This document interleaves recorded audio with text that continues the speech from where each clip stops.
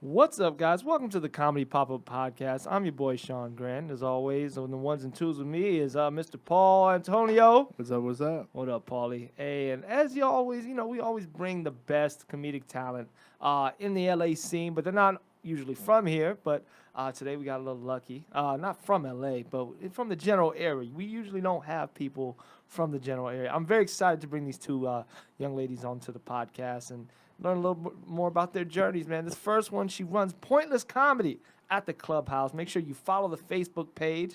She's originally from Santa Barbara, California, which I think is kind of close to LA. I'm not sure, but big round of applause for Julia Austin. It's not very close, is it? Santa Barbara? Oh, it's an hour and a half drive without traffic. Yeah. Yeah, that's all right. You're my first Santa.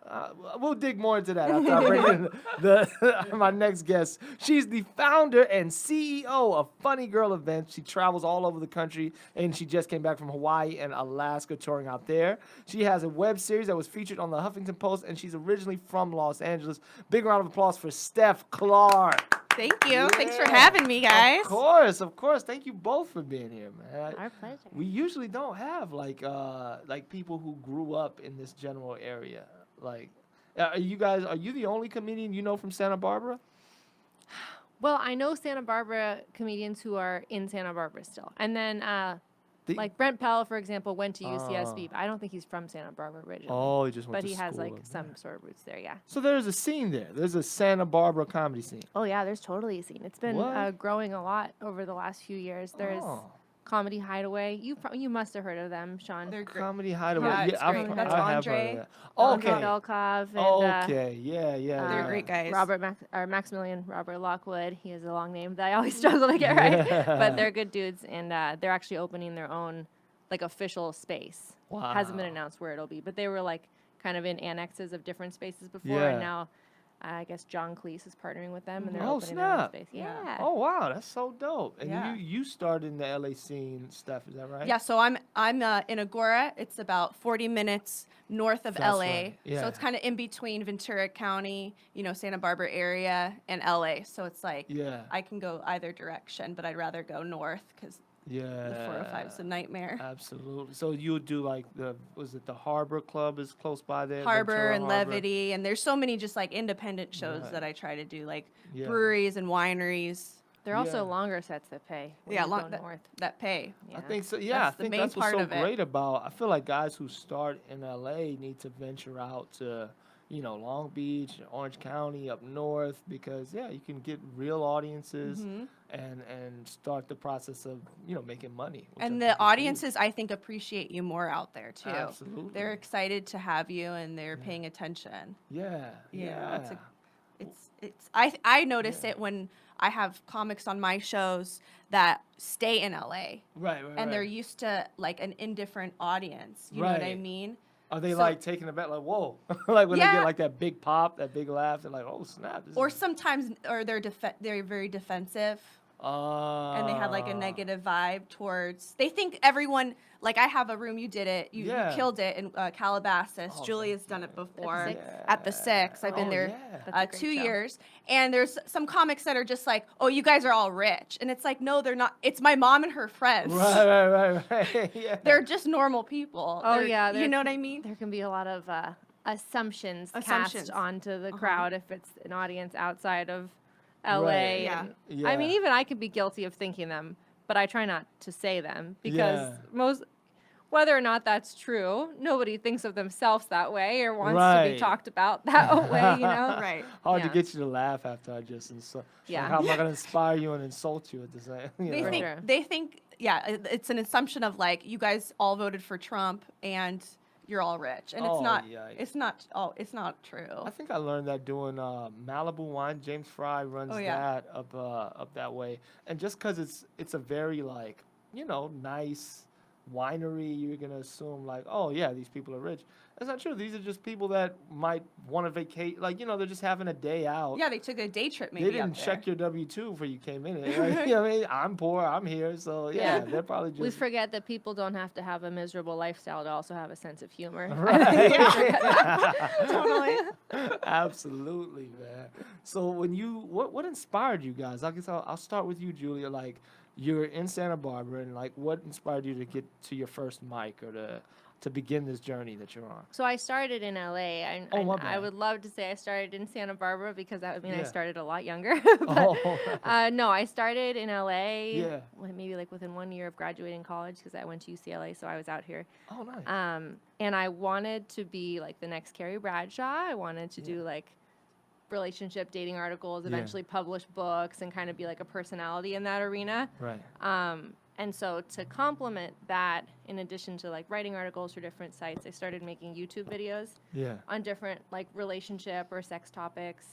But I would just make them funny because that's how it was fun for me. Right. And then I kind of started to realize like, wow, I really enjoy making these videos more than the very isolated experience of sitting at home and writing all day, or even like potentially trying to write a book. That can be very.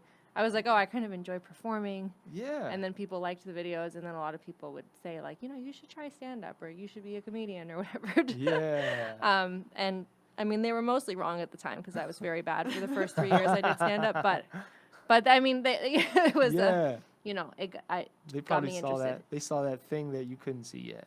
Like they probably. I think that happens with a lot of comics. You're like, there's a thing inside you, and then you start doing comedy, so you're like impersonating other comics, and then you know what I mean. Until you find your voice. Until you find the thing that you had before that was making your friends and these people that wanted you to. Was that kind of your thing? Did people tell you to get up on stage? Yeah, first it's then? kind of similar to Julia. I was at Cal State Northridge, and I graduated, and then that's when the economy was horrible. It was like 2009, and it was like, oh, there's no jobs. I'll just stay in school. so then I went to grad school at Cal State Northridge, and I was there for creative writing, playwriting, screenwriting. And then I had an advisor who was my professor who was teaching a writing for performance class. Yeah. So part of the class is you can, do stand-up. So I was like, okay, I'll try. It was like a field trip to the Ha-Ha, to the Ha-Ha in North Hollywood. Is that true? It was actually a field trip to the Ha-Ha? Yeah, we Oh, all wow. That's so cute. we all went as I know. We all went as a graduating class to the Ha-Ha, and it was like raining, and like there was an audience there, and they were a pretty good little crowd, like not that many, but I'm sure the Ha-Ha was just like overwhelmed by like, oh my god, all these people are gonna pay for the spot here. You know what I mean? Like it was probably a nice money making day for them. Oh heck at yeah! the Ha-Ha. I know Jack was all into that. Right, Heck Jack's yeah. all up in it.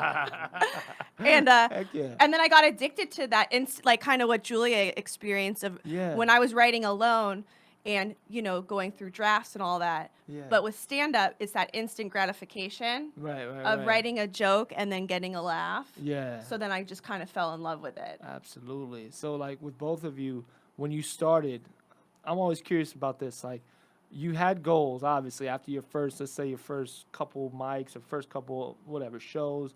Have they changed drastically now? Like what were they then and what are your goals now, I guess? Like just so that people who are starting comedy kind of maybe the idea of it might be like, oh, I want to do this in this amount of time. I'm going to be on Tonight Show in a couple months. I don't know. Like, what would you guys think about when you started? I like to say that my only goal was to get good at first before thinking of any other goals. Yeah. I would like to say that's what it was, but I probably had some other delusions of like being a regular at the Comedy Store within 1 year of doing comedy. I didn't know anything. You know what I mean? Right. But I have always enjoyed the process of getting better. Yeah. So that is something that I actually was very drawn to in the beginning, was just going out there a lot and even being hurt, like the experience of getting nothing on stage and then just going home. But I also knew there was some power there where I was like, well, I can just work on this. You know what I mean? As much as I want to, I can go in like on the page, work on the joke. I can go do a bunch of little coffee shop mics this week, and then I can try to take this back to that club mic next week and see if things changed or improved or whatever. Yeah. I kind of liked and thrived on that, even knowing that I was not good yet. Right. Just seeing like the little progress Oh, that's so Yeah, that's cool. great. in the beginning. Yeah. I think feel like I was so delusional in the beginning. Yeah. Where like because you brought up James Fry. I started out with James Fry at Lava Lounge in Right. Thousand Oaks Oh, and all wow. those guys. Yeah. And I remember our buddy was had a show, like a random show at Comedy Store. I'm sure it was like a bringer show at the time because Right. you know, being from LA, I can bring like 15 to 20 people. Right. So I was like, oh wow, I'm already performing at the Comedy Store. Right, Like right, I didn't right, know. right. You know what I Yeah, mean? yeah, absolutely, yeah. I think that in the beginning, and then I was quickly humbled, and I think I would tense up with nerves so much Right. that I would often in the beginning of the first few years blank out during sets of like how my jokes go. Well, how would you handle that? Would you just go, wait a minute, guys, and like look at your notes, or would you I like just start sometimes riffing? honestly would freeze and then not handle it very well, or just be like, I'm sorry, I'm fucking it up. But I would get like a bit. I'm sure like people would like, oh, okay, she's being real. Like, Yeah, I mean, people are sympathetic towards yeah, that, and then eventually, I think going through so many different scenarios and bar shows that you learn that it's okay and just kind of roll with the punches and just yeah, keep going forward. yeah, But I don't. I think in the beginning, at least for the first 5 years or so, or maybe longer, my goal was like Conan or a Tonight Show set. right, And then it's kind of changed where it's like I want to really be a solid, strong, over 30-minute set, like right, continuous right, right. stage time of that. Yeah, To once I get those opportunities of doing like a late night spot or Tonight Show spot, that I yeah, want to be so strong and good that I really stand out. Because I think right, a lot of comics are getting those opportunities, right, and it doesn't really mean anything anymore. right, right, right. I Yeah, mean, Actually, Ellen DeGeneres, of all people, said that exact thing basically happened to her at first, where she was wow. lucky enough to be voted like funniest comedian in maybe it was either the region or the country she was in or whatever. This is Right. like when she was in her 20s. Yeah. And she goes, I had no business winning that. And it was just weird that I won it because she was very brand new. She was like 2 years in or something. I might be botching the story. But Yeah. essentially, she won some competition and then because of it was getting a bunch of opportunities that she wasn't ready for, and it made her feel uncomfortable. Yeah. was that on Dang. the Letterman I think interview? I think she 'Cause that was one's talking really about good. it in her recent special, actually. Oh, okay. Yeah. In her last special she did, she was talking about it. But yeah, it's true. Like the same thing goes where I think sometimes the focus can be so much on like, I just want to get on Conan so badly, or I just want to get on whatever so badly, and so they'll hone just those few like TV minutes, or Right. it's just like just eye on that. But if Yeah. you're not building a long set, And in- what does in that the lead to? meantime, Right. then everything that comes up, if you are lucky enough to get that opportunity, can be a burnt opportunity. Like, Right. So let's say you get Right. that spot, and you are not even headlining yet, and you don't have Right. your 45, Right. and then the club hires you, and you can't fucking do it. Right. They're not gonna You- wait. Like, hey, all right, That's well, it. Bye. yeah, like hit us up in 4 years after, because it's all about heat. That's what Right. I've come to understand. I don't know if you guys agree with that, but like this is like, oh, okay, this person has heat because of this, and then you lose it pretty much. Like if that thing cools off, or if you don't, like for example, I don't know, like you get a set like a late night set. Like, what's the window do you think for like capitalizing on those opportunities? I mean, I feel like I don't know because I haven't done it, but I feel like the second your thing airs, your manager should be emailing every Right, club in the country yeah. saying this person just was on Conan, Well, have him out. Yeah. And even if Tom did Conan really lately, like he had some things happen for him early on, Yeah. and then he got those opportunities and headlines. But he did Conan like For those of you guys who don't know, Tom Clark is Steph Clark's Oh yeah, husband. I was just assuming. Yeah. But you guys all know him, right? You know what I'm But talking he's been on the about? show. He's a friend of the show, and he's an amazing comedian. But yeah, absolutely, yeah. And he did Conan 4 years ago, and he has built relationships with club owners that Yeah. are where he wants to be, but sometimes those people don't get back right away. Mm-hmm. There's so many newer comics coming in for those. It's just so many comics, and Yeah. it just because you can parlay that Right. spot doesn't mean you're guaranteed those headlining spots. Absolutely. Because there's so much competition. Yeah, and I know, was that kind of that relationship with bookers and having to do that process, was that kind of what inspired both of you guys to start booking your own shows and like doing that sort of thing? Like, or I ha- what was the catalyst for that? I honestly started. Well, first of all, I have to give credit to my co-producer who actually got the room in the first place. So Okay. Brandon Scott Keller, who I run it with, He's so funny too. He's so funny and a great co-producer. He had another co-producer who dropped off, so Brandon was then looking for someone else to help. So I didn't have to go through any of the process of like, locking down the place or the schedule or anything. So I just got to walk in, which was a blessing. Yeah. I honestly just did it because I never had before, and I just kind of like to do stuff that scares me. Yeah. Like I had no idea what went into producing a show, but I knew that I liked Brandon a lot. I knew that Brandon was substantially more advanced than me in comedy, so I could benefit from just like just being around him and working with him and stuff. I felt like it would like force me to level up to him, you know. And then I mean of course everyone did tell me you should definitely book a show. It's the only way you get spots in LA. I didn't want to believe that at the time, and I still only believe that is only partially true, but it certainly helps. But Right. Absolutely. I think same.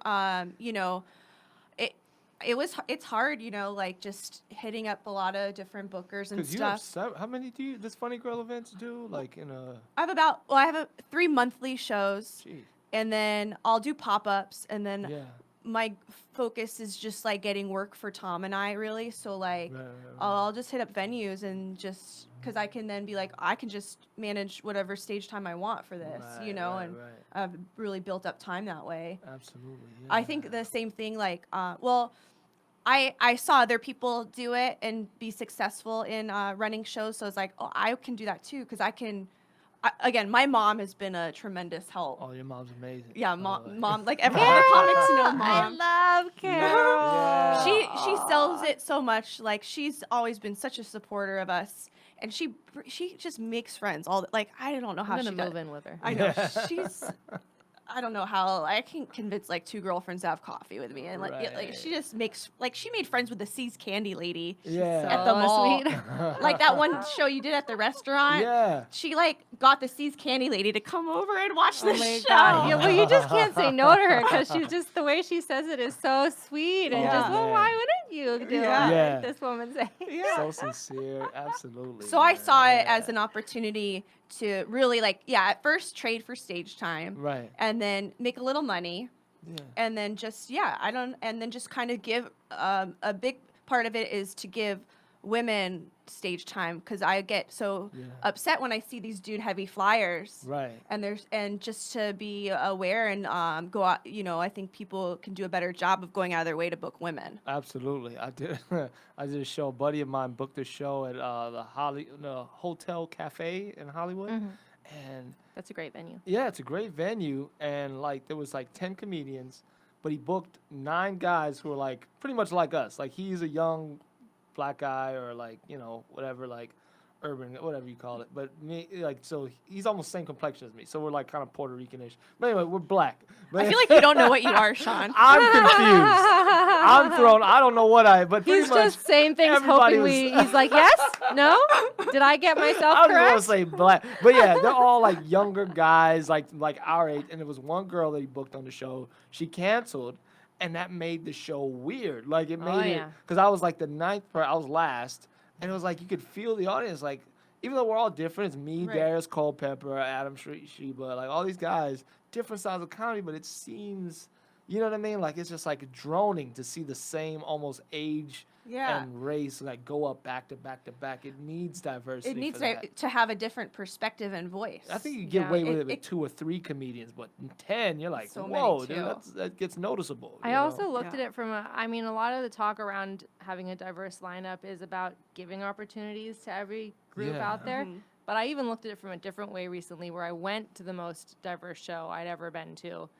Like, I mean, every single person had nothing in common with the one before them. You know what I mean?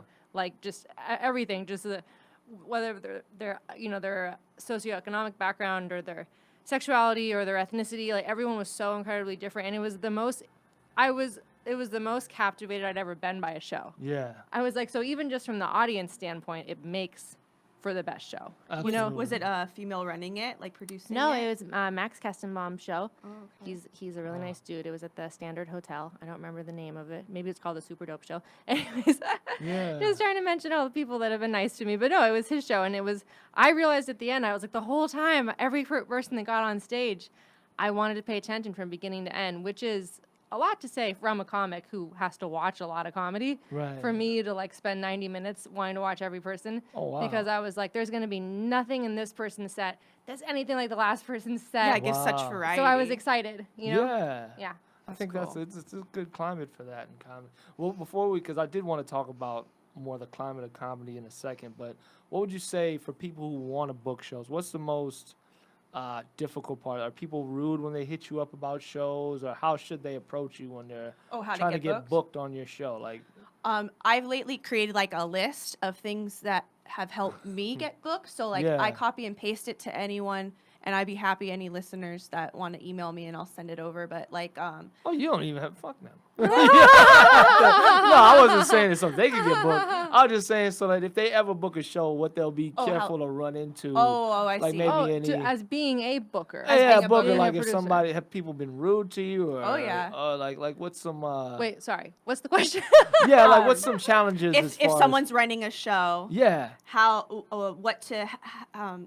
what to avoid and how to be helpful to comics that are submitting, right? Yeah, or what's some things that have happened to you guys that you're like, yeah, guys, don't do that shit to other bookers, or especially not to me. Like, okay. People been like, book me on your show, motherfucker. Or remember I booked you, or well, sure. Well, I'm just trying to get to some juicy like bullshit. Like, got you. Maybe say names if you have to. Oh no, I'm not gonna force you. I mean, one thing I will say is, if you do have to cancel on us, oh shit, have some understanding that you may not be at the top of our list to get you back. Yeah. You know what I mean? Especially, and it has nothing to do with us being mad about you canceling so much as, well, there's two things. One of them is we're always several months behind. Right. So you're probably just going to have to wait. Unfortunately, it's not going to be like, sometimes people would say, hey, I can't actually make it this week. Can you just throw me on the next one? And I'm like, it's not going to be like that. I'm sorry. Work that way. Right. And we can feel a little, it depends on what the cancellation is, but I can't tell you how many people have canceled within 2 hours of the show saying, Jesus. Hey, sorry, family emergency. And I'm like, how many goddamn family emergencies? How many family members do you have? There hasn't been a real family emergency in 3,000 years, okay? You know what I mean? Nobody is having like these, especially because it's within 2 hours and it's such a generic thing where no information is provided that I'm just like, I feel like you're making this up. Now, maybe 1 out of the 10 weren't, and I apologize to you, the one of you. I'm sorry for saying this. But the rest of you, it's like, please don't even start with me. Yeah. I never knew how many people can get flat tires, so I started booking comedy. Right. No, you're driving up north, man. Those potholes, man. There is just something like, there's some excuses you hear so often. But then what really drives me crazy is when those same individuals with the 2 hour notice, the family emergency, will reach out like 2 weeks later being like, hey, I'd love to get another spot. And I'm like, are you out of your mind? Right. Totally. After you did that, I try to cancel if I have to with like as much notice as possible. I've even, when I've had to, like, suggested. Do you guys like that when people suggest other guys or try to get somebody else? As long as I have honestly, I don't really, as long as there's a 24-hour notice, there's so many comics that I don't give a shit. As long as they're cool about like saying, hey, I'll be honest and I'll be like, hey, I got a paid gig. Right. I gotta. Oh yeah, I always get. If someone cancels on us for a paid gig, I get it. Go do it. Yeah, and tell me, and I'll be happy for you. Like I get it. Yeah. I've had people hold that against me, and it's just like, well, then fucking pay. Right. Oh, no, you have to go with that. I'm trying to think of things that have. That was a good example. But no, when people offer like, hey, I can find you a replacement.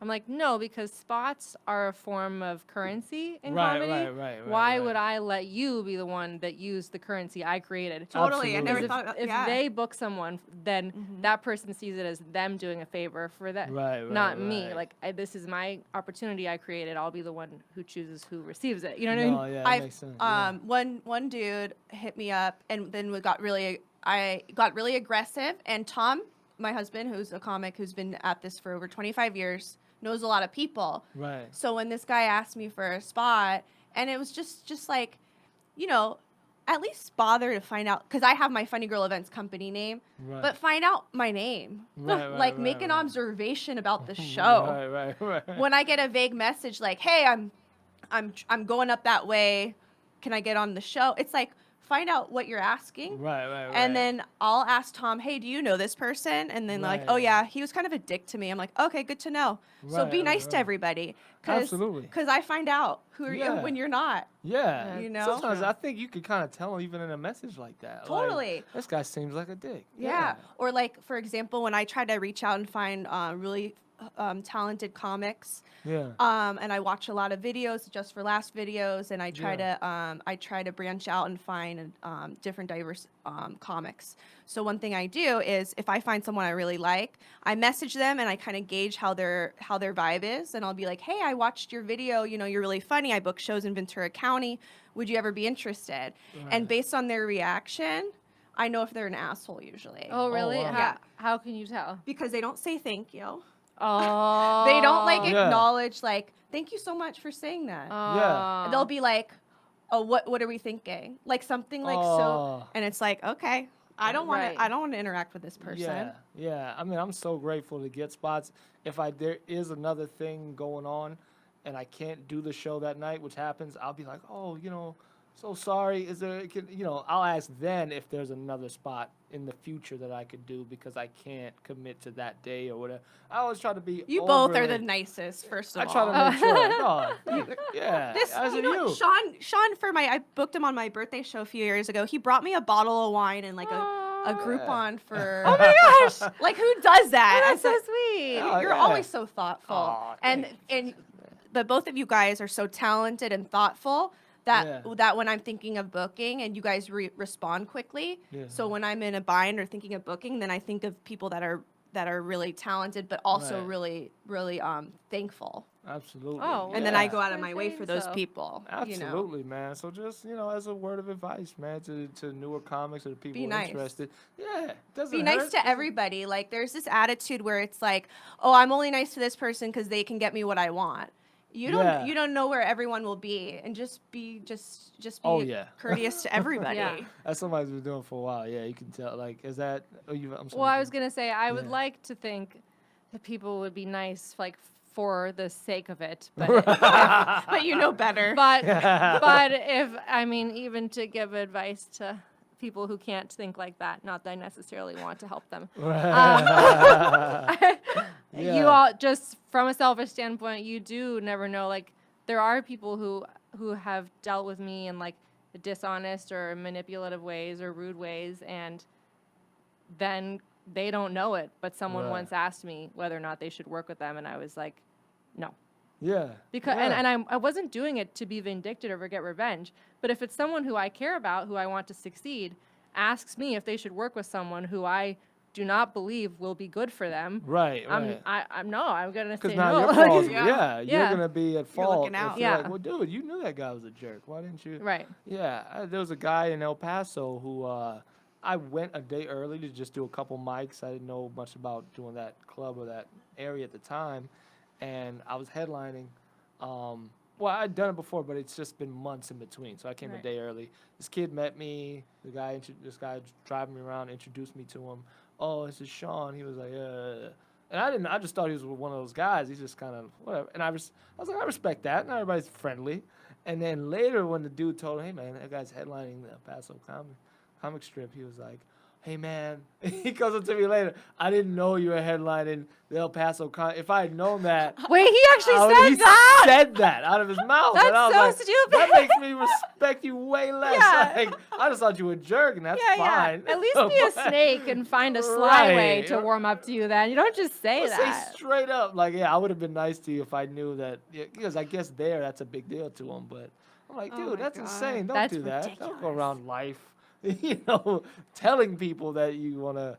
I've heard crazy stories like that. I've heard people want to be at the Comedy Store's friend or one. That's so weird to me to like come at a person like I'm gonna be your friend. It's so, and that's why I think like the word networking has such a gross connotation, and I've had to like wrap my mind around the concept of networking and what it can mean in a positive sense. Yeah. Like, I went up to the Bay Area with my boyfriend a couple weeks ago, and we were lucky enough to be able to line up 5 nights of shows. Yeah. Or 2 were in Santa Barbara and 3 in the Bay Area, and we were able to get both of us on them. And the reason I realized that happened was because of the network we had built. And we didn't build it by being like manipulative or sneaky. It was just we networked without knowing it. And just over the years, we acquired people who we like and who they like us, and we've had repeated good interactions for, and help each other back and forth, who we were just able to ask, like,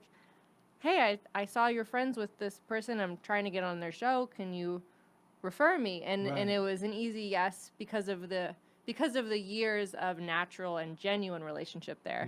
Not because of some like, oh, I better try to be friends with this person because they can help me. It's almost like good networking happens. You realize it in retrospect. Yeah. When you realize there are a lot of people you could ask, and it would be easy for them to say yes to you. Yeah. Because you have that established relationship for a while. Exactly. That makes sense. Yeah, the whole relationship isn't transactional. It's like, or that's another thing too. It's like, I see those likes. What does this person want? Right. You know, then I get that message. 20 likes in a row. That's another. Just reach out, maybe in general, and be like, "Hey, how you doing, Steph? What's new with you?" Oh my God. Sometimes people only just. It's like, I'm not just a booker. I'm a comic. I try to work a lot, but I can.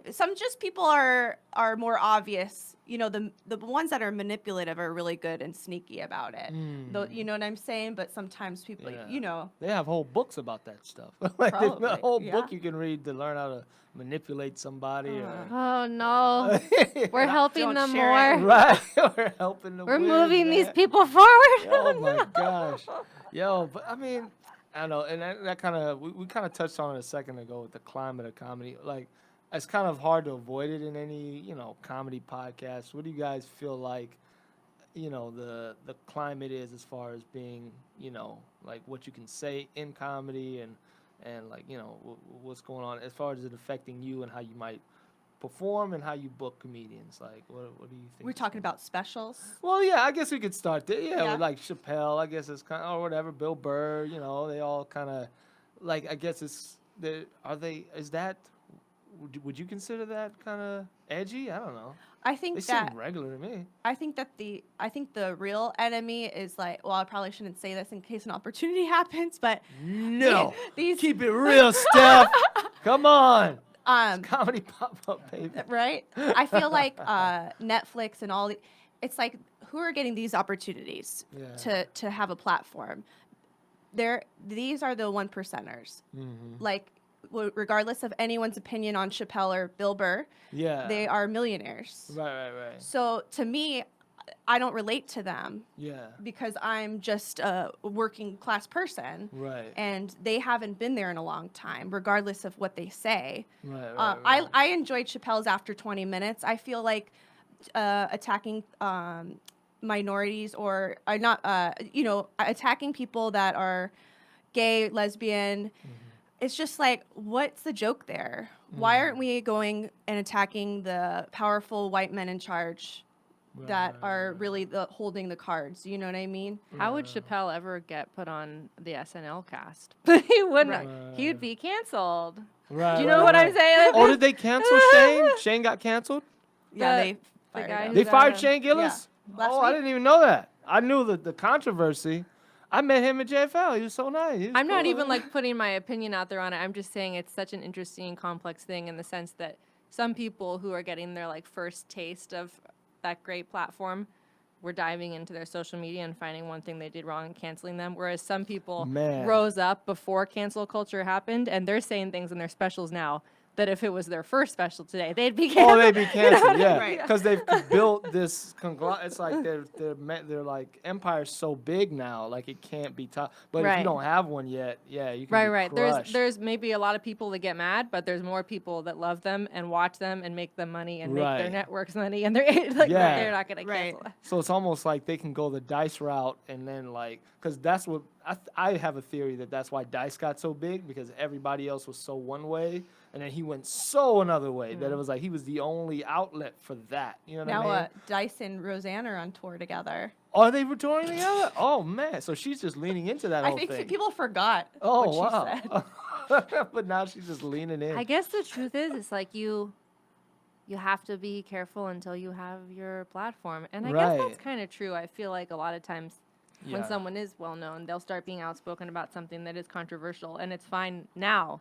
Dude, that day I went through my like whole Twitter and deleted. I didn't have anything, but I just had to make sure because I've thought things. I'm like, did I write something I thought once? But I feel like Shane, I don't really recall what it was more just an angry rant without any humor to it. Yeah. So I think that it's just like, so what? Who cares that? I mean, give someone else an opportunity that's not full of hate. Right, yeah. He's just you know what? attacking Asian people. Like, why do we need to? As nice as he was, and he went out of his way because he was on the rep showcase, and he came up to, he was like, man, real funny, man, like just out of his way, and I was like, oh, what a nice guy, and I thought he was very funny on his because he closed out his, I closed out mine, so we were like, oh, that's good. And Joe Prano closed out his part, so we're like, oh man, that's really cool. But then and I just thought he didn't have to be funny and nice.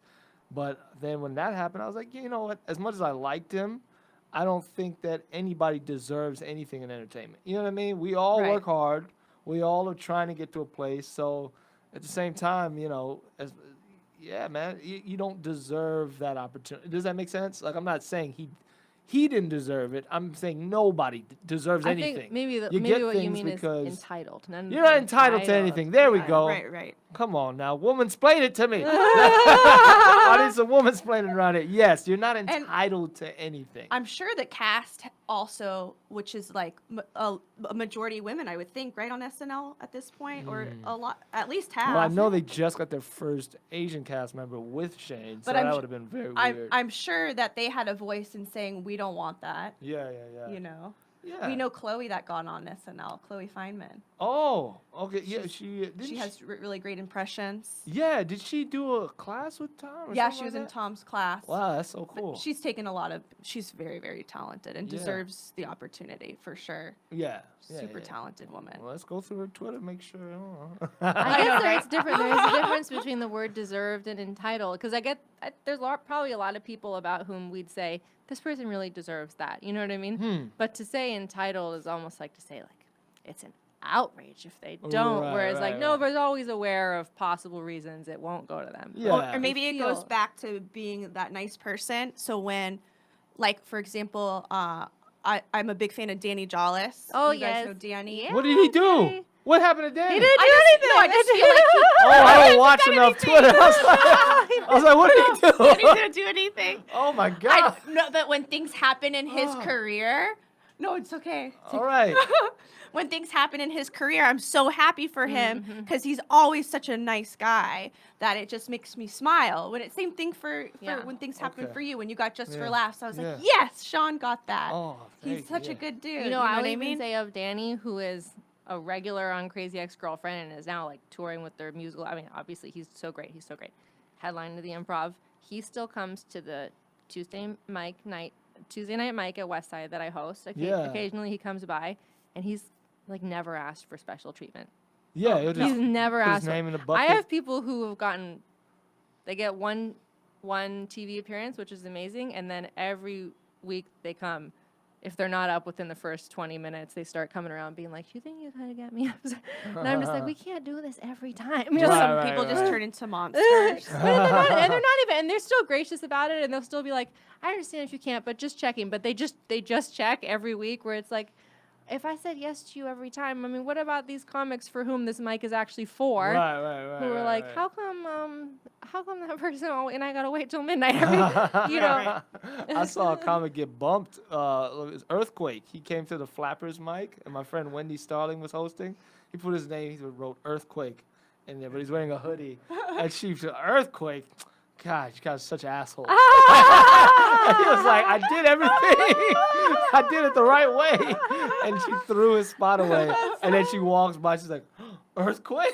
And she's like, you want to go up now? You can do whatever you want. He's like, no, it's cool.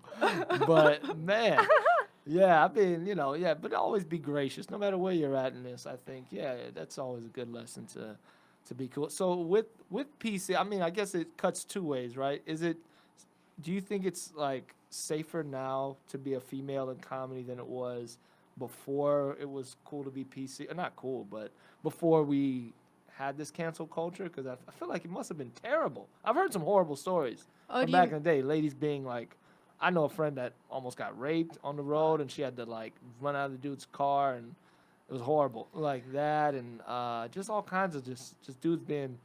I mean, I can only imagine Joan Rivers' time and the jokes that you had to deal with. Like, is this the Can you best time to imagine? be? I'm only asking because you guys are two ladies. Well, and it's true. guys. Isn't it funny that it takes their money on the line for some men to finally be a little nicer? Yeah. I mean, no, but the truth is, it's sad to think that maybe it's only safer for us because they're like, oh, I shouldn't rape her. It could get in the way of my career. That could really come Rather back to bite than me. I that might would get suck canceled her. for Yeah, SNL. yeah. I mean, I guess whatever it takes for us to be safer, right? But it's just funny that Right. could be what it takes.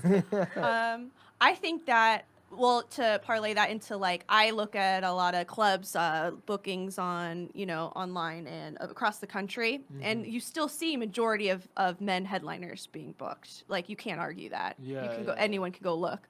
Yeah. I think that depending on the club, like certain clubs, when I can't, I haven't been on the road that long, but I can see that certain clubs in the condos, it's still not accommodating to a woman that has to share a space with a guy. Right. You know what I mean? So, I don't know if I think people, like, I think what Julia said, people are just maybe more aware, like, oh, I can't rape her, I can't touch her, I can't, grab her tits or whatever. So that's good. But there's still the sensibility of, I mean, it's so funny because anyone who has bad intentions, you still find out one way or another. And if it's just, if they're not gonna, if it's like a type of man who would assault someone, maybe he's not gonna do it now because of the culture, but then he'll make fun of how sensitive everyone is. Right. And that's how I identify someone who would have done something when it was still not as many repercussions. You know what I mean? Right.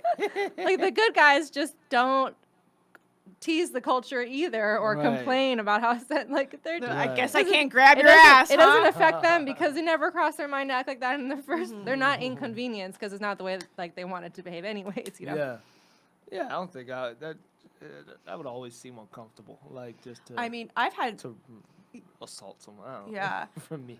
Yeah, well, I because think- you're a good person. Right. I think that, I see a difference when I'm with Tom on the road versus by myself Oh, yeah? sometimes.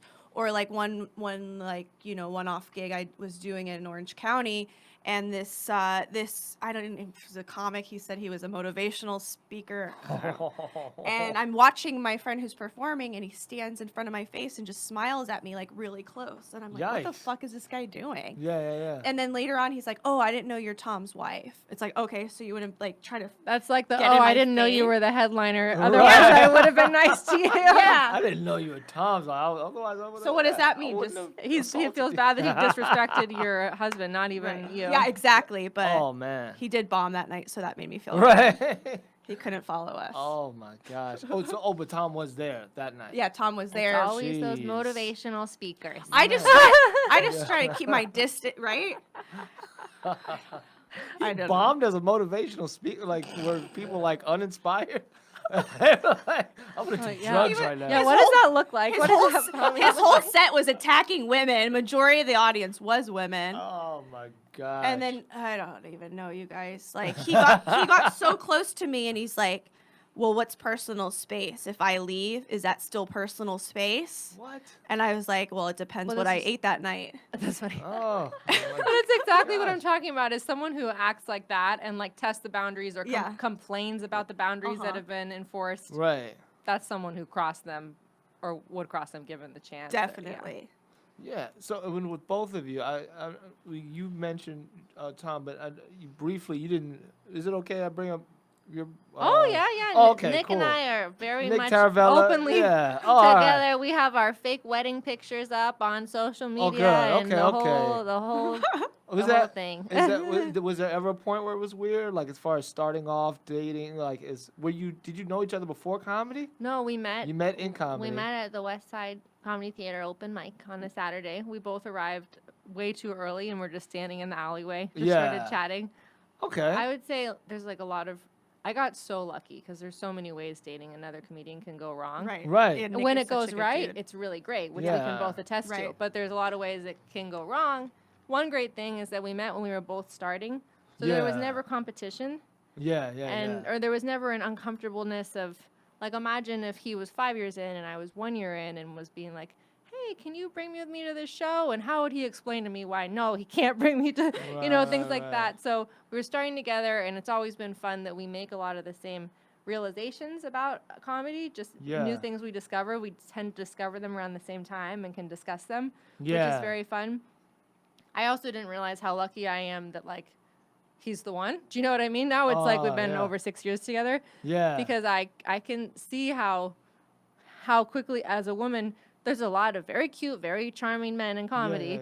And it's like, I even, when some women get reputation for dating a lot of comics, I feel bad for them because I want to be like, okay, they've dated 3, but 70 tried to date them, right? Right, you know what I mean? right. Like, that's their world. They hang out with comedians. They're saturated by men. Many of them are cute. Many of them are funny. And it's like, that's going to be your dating pool. And we all know how many people we date that it doesn't work out with before we find the right person. Absolutely, yeah. So there's like so many ways. I'm just so lucky that he turned out to be the right person. Because it's like, you don't want to have 4 exes you run into all the time forever. And that could have been the case. Yeah, absolutely. So there's never, and I don't want to start no beef. That's not my, but like, I feel like it would, because I have obviously friends in comedy. And you're happy when your friends get something. But at the same time, you're finding out that you didn't get something. Does that make sense? Like, so if I find out you got Big Sky, simultaneously would Really? you tell? Oh yeah.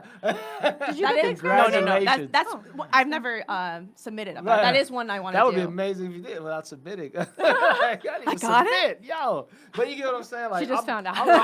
I love Paulie over there. I love Paulie. If I found out, there's just a quick second where he's like, I got Big Sky.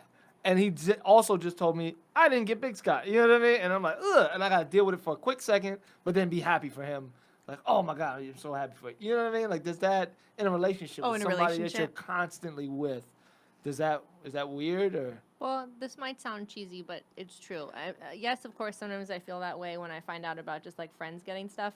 Yeah. But I really do feel like a win for Nick is a win for me because we're close. You Yeah, know? Like, when something good absolutely. happens to him, I actually get the same level of excitement as if it had happened to me because I love him Nice. and I'm connected to his feelings. You know what I mean? Makes sense. Absolutely. But yeah, I'm not an angel. Sometimes if it's friends, I'm like, I see. Yeah. Internally, but obviously I get over it and I'm like, oh, they're a Yeah. great person. They deserve it. To use Right. that word again. Yeah, Right. I think Tom and I are at such different points in our careers that Yeah. same thing when it's his success, it's mine. Right. But I don't really submit to anything. Like Yeah. I've never really submitted to any. I've done the Ventura Fest only because it's down the street. Right. But I'm sure I would feel that way if I did submit and I didn't get it. Right, I would just right. I'd be like, oh, I probably didn't watch it. I just like justify it. Yeah. When I first, I had to deal with that early on. Like, I got some college competition thing for Jimmy Kimmel. My buddy Lane, he asked me how to submit, and I just was like, oh, yeah, this is how you do it. And then he gets the call before me, but like weeks before me. Like, he got it. And I was just like, oh, good for you, yeah, man. And he was like, oh, did you hear? I was like, one of those things. And I just downplayed it. I just completely trashed it or whatever. Like, yeah, but I was hurt. And I had to actually call him back. Like, look, I'm so sorry, man. I'm happy for you. I genuinely am happy for you. And I was a jerk in how I handled that. But I was just so in my own head about being a failure. Yeah, and no, whatever. I hear you. And then he was like, and then I got it and whatever. But yeah, he was just like, I get it. It'd be weird for me to, I guess I was a jealous person and I still deal with jealousy, but I don't judge it. Right? Do we all, is that? Oh, you yeah. have jealous it's only feelings. human. Right. Yeah. And What you're I not like, what I try not to do is participate in talking negatively about the person that got the thing. Like, oh, can't believe they got it because they're bad at this or they don't deserve. I try not to like get caught up in because I know that's very hard to do for everybody. People there's can a lot do of, that because it makes you feel better, but it actually makes you feel gross after. Yeah. I think to that talk about people like that. I think. I try not to do that either, but I also think that there are other comics that have a lot PR people and they have like maybe it's just easier for them if they can if they have someone, they have a team. I don't have a team. I'm doing it all myself. Right. So, Yeah, and it's good for them, and good for them. hopefully if they're like talented, like you said, they have the other stuff to back it up, the 45 minutes or the hour to then hit the road, then cool, because it's, again, nobody's entitled to anything, and, we're all on different paths. I try to remember that. Am I bombing as a motivational speaker? Stay in your lane. Yeah, stay in your lane. I have to remind myself that constantly. Why didn't the motivational speaker hit these points, man? I think I'd kill it. Sean, you should go take this job. I should go take that guy. Where's that guy at? He is canceled. Yeah. Sean is in. Man, I love having you guys so much, man. I know we're wrapping up, but I wanna I know you guys always have stuff going on. What's kind of coming up for you, Steph? Like in the near, this will come out next Tuesday. So like I know you have monthly shows every. Cool. So this is so we're at well, with the holidays, the 6th is either gonna be the last Thursday, I think the last Thursday of the month, but we're at 14 Cannons in Westlake Village Brewery. We're there the second Thursday till the end of the year. Tom and I will be in San Jose Brewing Company, or it's Santa Clara Brewing Company in San Jose in December. Yeah. So we look forward to those things, and you can check out StephClarkComedy.com for all my dates. Yeah. Oh, and that's at Steph Clark Comedy and Funny Girl Events. Yeah, right? Or FunnyGirlEvents.com. Yeah. Or on Instagram, Steph Clark Comedy and Funny Girl Events. And Julie, you host the West Side Mic every Tuesday, and you have the show at oh no, it's good. I can just say at it. The clubhouse. The second and fourth Sunday of the month at 8 p.m. in the clubhouse, and it's free. And it's BYOB/ we also provide beverages. Oh dang! You can't get better than that. And that's at JAustin327 on Instagram. Yeah. Twitter. Nothing creative about my handle. I feel like a jerk. I know you. Did you want to ask the lady something? I'm sorry. Oh no, I mean you guys kind of covered. Oh, okay. Damn, I'm good. It was more about producing stuff. But, okay. Yeah, no, you hit it, Sean. All right. You're a good motivational speaker. Yeah. You're hired. Thank you, guys. And I know we always have stuff going on with Comedy Pop-Up. What's going on next week, Paulie? Yeah, next week coming up, we're going to be in Lomita on Saturday. Yeah. So check out for more information on those lineups or any tickets. Go to comedypopupla.com. Comedy Pop-Up LA, and also the YouTube. Check us out, CPU Podcast Network. I'm Sean Grant. I'm at Mr. Sean Grant on Instagram. Ladies, thank you guys so much for joining the show. Thank you. All right. Ooh.